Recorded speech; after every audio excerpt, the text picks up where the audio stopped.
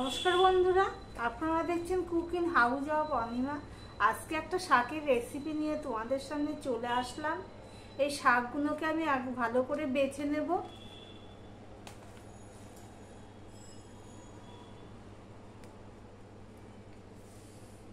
একদম এই গোড়া থেকে শাকগুলো কাটবো, ডাঁটি সমেতেই নিয়ে নেব। এটা ঠিক শাক ভাজা নয়, একটু অন্য ধরনের রেসিপি। তোমরা প্লিজ ভিডিওটা পুরোটা দেখো। এ দেখো, এই গোড়া থেকে পুরো আমি এভাবে ভেঙে নিলাম।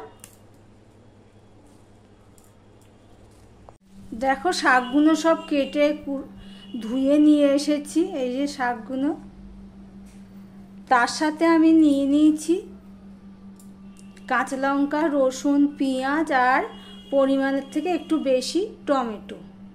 ওইদিকে কড়াই বসিয়ে দিয়েছি। কড়াই গরমও হয়ে গেছে। কড়াই গরম হয়ে গেলে আমি এখানে রিফাইন অয়েল দিয়ে দিলাম, সাদা তেল আমি দিয়ে দিলাম।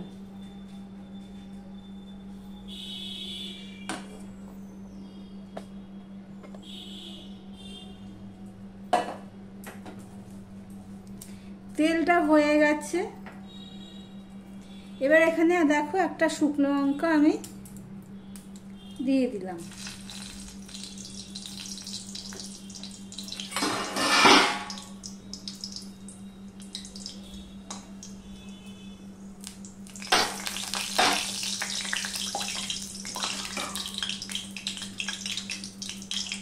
শুকনো লঙ্কাটা আমার হয়ে গেছে।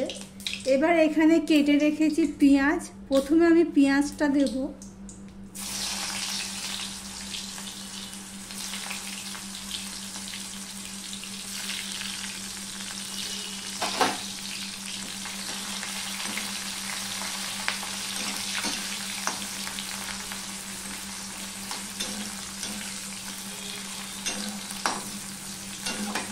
এই রেসিপিটি পুরোটা দেখার অনুরোধ রইল। খুব সুন্দর হয়, গরমে একটা দারুণ মুখরোচক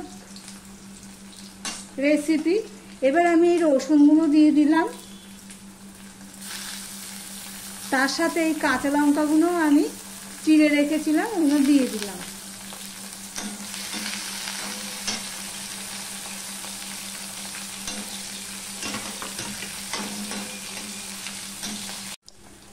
দেখো, রসুন পেঁয়াজটা লাল লাল হয়ে গেছে।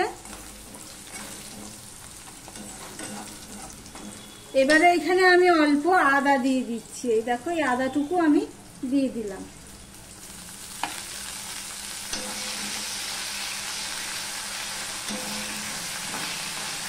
আদাটুকু কাঁচা গন্ধ চলে গেলে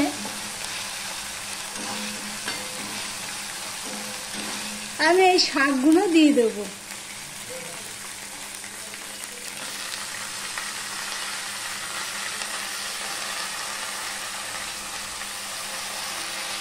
শাকটা তো একসাথে ধরবে না, অনেকটাই শাক, তাই আমি কিছুটা দিয়ে দিলাম।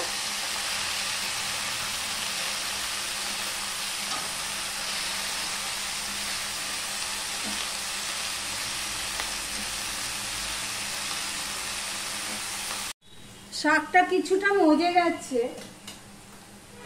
এবার এখানে হলুদ দিয়ে দিচ্ছি আর নুন দিয়ে দিচ্ছি। দিয়ে বাদ বাকি শাকটা আমি দিয়ে দিচ্ছি। নুন দেওয়ার জন্য তাড়াতাড়ি মজে যাবে।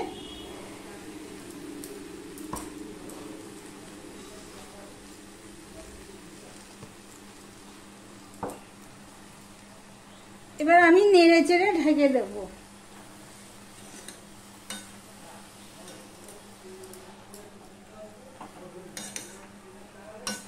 নুনটা আমি দিয়েছি, পরে শাকের নুন বোঝা যায় না, পরে আমি দিয়ে দেব বুঝে।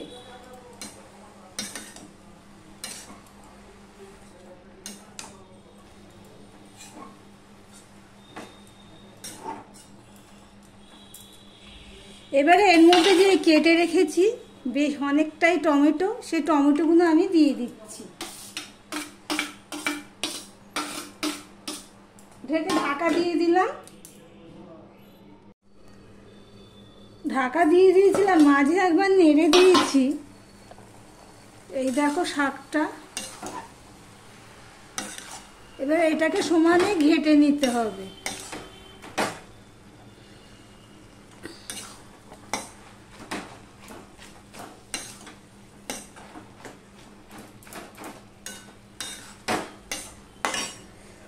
প্লিজ পাশে থেকো, সাথে থেকো, সাবস্ক্রাইব করার অনুরোধ রইল।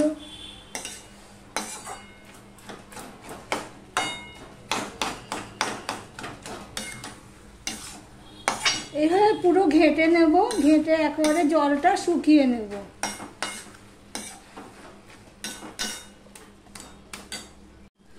দেখো শাকটা আমার হয়ে গেছে, শাকটা আর শুকাবো না।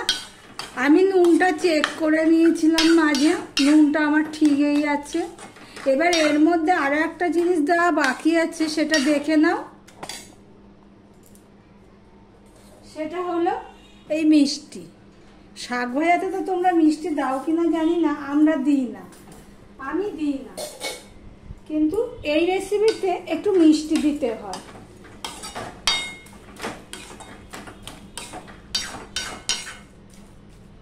দারুণ হয়, এই দিয়ে পুরো এক থালা ভাত খাওয়া হয়ে যায়।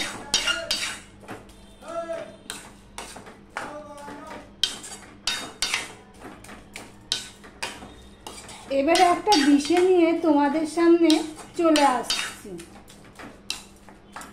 বন্ধুরা, পুরো ভিডিওটা দেখেছো কিভাবে এই রেসিপিটি করলাম? খুব দারুণ হয়। গরমে কোনো কিছু ভালো না লাগলে এই রেসিপিটি তোমরা বানিয়ে খেও, খুবই সুন্দর হয়। ভিডিওটি আজকের মতো এখানেই শেষ করলাম, আবার অন্য কোনো রেসিপি নিয়ে তোমাদের সামনে চলে আসবো। থ্যাংক ইউ ভিডিওটা সম্পূর্ণ দেখার জন্য।